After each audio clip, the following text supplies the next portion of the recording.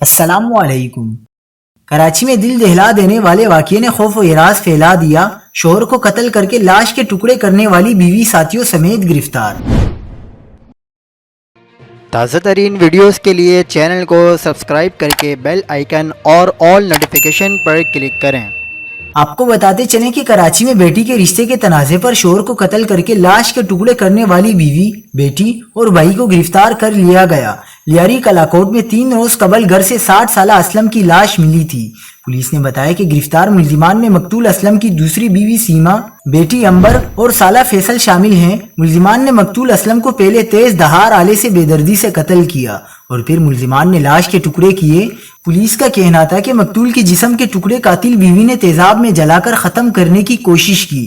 حکام نے مزید بتایا کہ ملزمہ سیما مقتول اسلم کی دوسری شادی تھی، جس سے 3 بیٹیاں ہیں۔ پہلی بیوی سے اسلم کے 11 بچے ہیں، جو کہ اولڈ گلیمار میں رہائش پذیر ہیں۔ ملزمہ سیما اور مقتول اسلم کا بیٹی کے رشتے پر جھگڑا چل رہا تھا۔ مزید خبروں کے لیے دیکھتے رہیے حق پاکستان نیوز۔